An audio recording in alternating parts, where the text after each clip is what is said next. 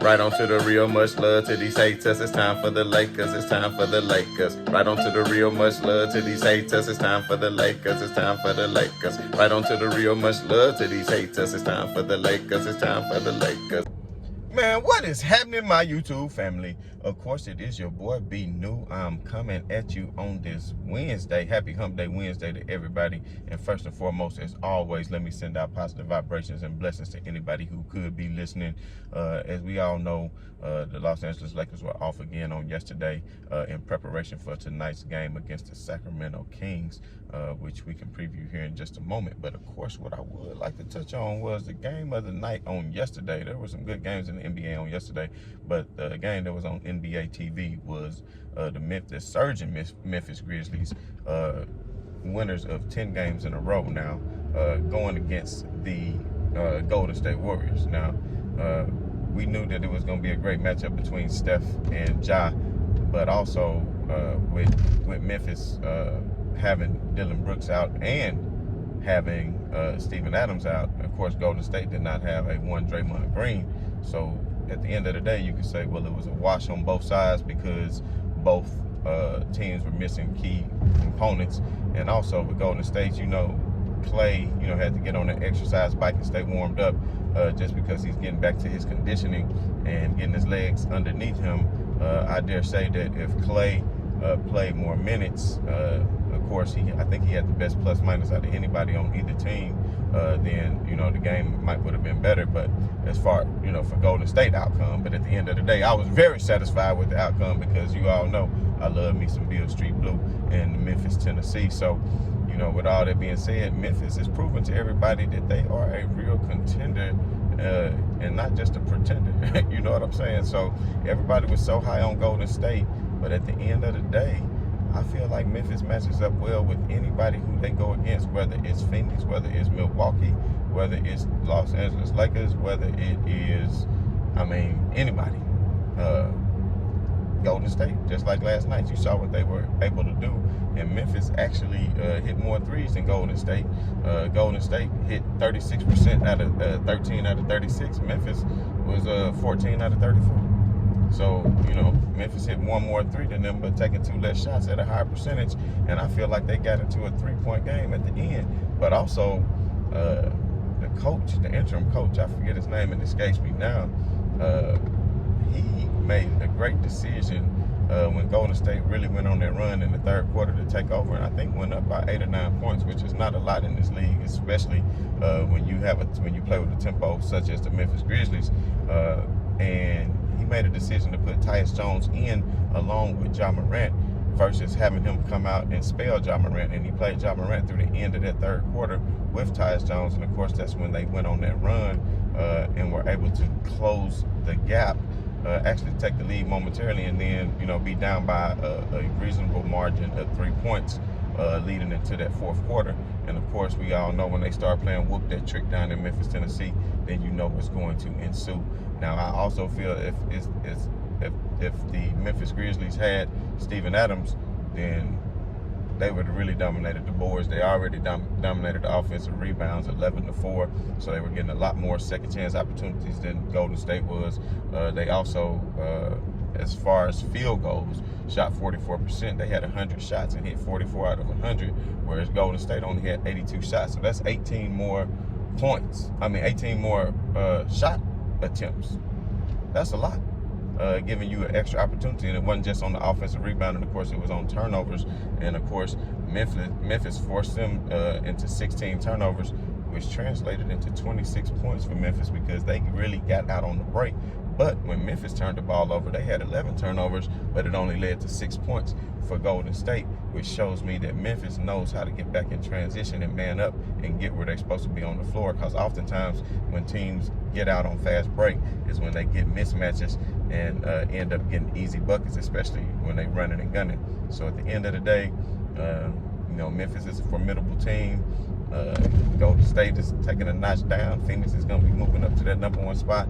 Of course, Denver lost on yesterday. Denver did lose yesterday. against the Clippers, they was up by as much as 20, but they did lose, which kind of did the Lakers a favor. Either way, either one of them lose. It's just so muddled between that 5 and that 8th spot anyway. But I think it's very important for the Lakers to not be in the play-in tournament and to work themselves up, from that 3 to 6 range. I think that's something that they can easily do, especially after a victory tonight against the Sacramento Kings, which I am going to predict yet again. I just feel like, if the Lakers, I think they need to go ahead and start the game big based off what they did last time against the Kings. The Kings brought in Lynn and Frank Vogel at first did not want to counter. Let's just hope he doesn't wait as long as he did against Memphis the other night when they got their ass tore up by Memphis. And I hate to say that, but the Lakers was playing just like all this stuff I got right here riding with me, this trash. You understand what I'm saying? And don't ask me why I'm riding around with trash. Just know when you have blizzards in Tennessee, the trash, I guess they decided to quit running. Been waiting on them. I said, you know what? And then I filled it up the other day. You might have noticed.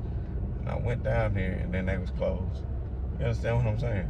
They was closed. But anyway, I'm not trying to dwell too much on that. But, the Lakers, like I said, I'm not concerned about how they're going to play out the season. I know a lot of people are saying they need to go ahead and make a move for like a Jeremi Grant.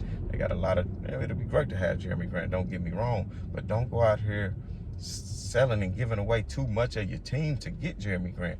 Now, would I rather have, excuse me, y'all. Would I rather have Jeremi Grant over THT? Yes. Would I get rid of a THT, a Bazemore, and a DeAndre Jordan? Yes, and yes. All for Jeremi Grant. But if they want to start asking for picks, the Lakers don't even have a first-round pick until 2027. That's 5 years from now.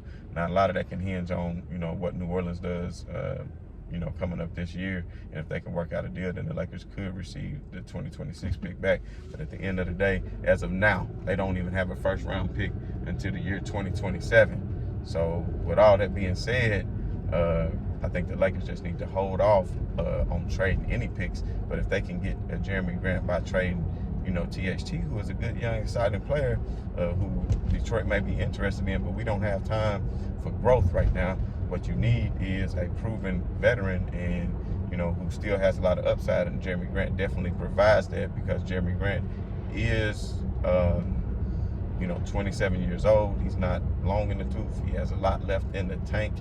He's capable of shooting a three, even though he's around a 35, 36 career three-point shooter. What he does most valuably is get back on defense and also be a good wing player. And I think those percentages for his threes would go up because he would get a lot more open shots. And if you get a player like Jeremi Grant and you could have AD playing center, had Jeremi Grant playing that 4 spot, and then had LeBron back at his natural position at the 3, Westbrook running the 1 and Monk at the 2, then you still could go into your bench and still have players like Austin Reeves, Carmelo Anthony, Stanley Johnson, Trevor Ariza, if you don't end up giving him up, but not THT anymore because he would be traded for Jeremi Grant, which I think would be a good move. The games that the Lakers played against Detroit, anybody who watched it saw Jeremi Grant was straight hooping. And now that he's a focal point of their offense, he's really being able to show his abilities and what he's capable of doing. And I think that he could buy into being a good defensive player under Coach Vogel, just because that's what Vogel does. He coaches these players up into being better defensive players. But at the end of the day, the Lakers may not need to make any major moves in order to still be successful, because to me, and I know people might think I'm crazy, we have not seen the Lakers hold. We haven't even seen them play with Kendrick Nunn yet, which that's something they need, a 3-and-D wing player like Kendrick Nunn who can ball handle and handle the ball. I mean, they still have Avery Bradley. Now, the other day when they got smoked by Memphis, it was because people was just off. You're going to have some off nights in this association. That's just how it is. You're going to have some off nights. And Bradley was broke. Monk was broke. Westbrook was broke. We all know LeBron had 35. The rest of the starters combined only had 22. Westbrook had 6. Monk had 5. I mean, come on. That is not going to typically be the case. So everybody just don't start hitting the panic button. They just played Memphis close. a week and a half ago. Played it very close. And still could have easily won that game. And that's without Anthony Davis. So let's just remember the Lakers are a versatile team, and they are older, and you see teams like Memphis that get up and down with tempo.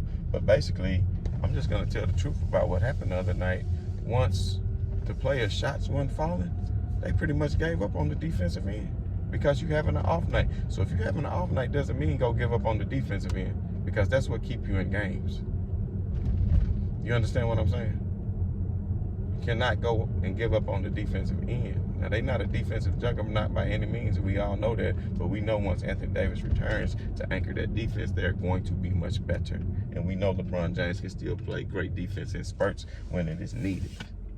But I'm telling you, this is a young man league, and I'm telling you what Ja Morant did last night when he was all over the floor playing defense, getting out to the shooters, closing out on men that wasn't his, helping out on the weak side, getting back in transition, putting a body on a body no matter who it was, just to make sure it didn't lead to any breaks. He's the one who helped hold them to 6 points in transition. So any Memphis fan or anybody out there who was talking that garbage about, Memphis was playing better without Ja Morant and won all them games, that's because Memphis is a deep team that is well coached.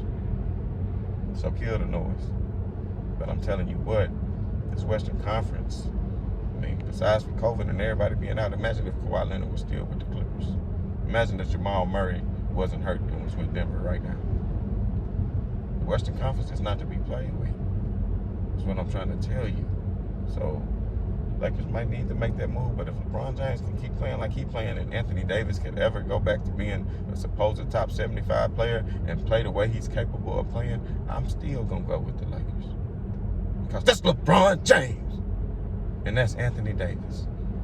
And at the end of the day, I know it's not LeBron league anymore. He's 37 years old. It shouldn't be his league. You understand? And that's my point when you go back to like Michael Jordan. When you think about that, when Michael Jordan was that age and even was leaving the league, who was the next? It wasn't even the next great superstar. Like, who gonna get the torch? It wasn't anybody. Who gonna get the torch? Who? Tim Duncan, he wasn't even barely heard of. Kobe, he wasn't even heard of barely yet. You understand what I'm saying? Shaq, baby Shaq.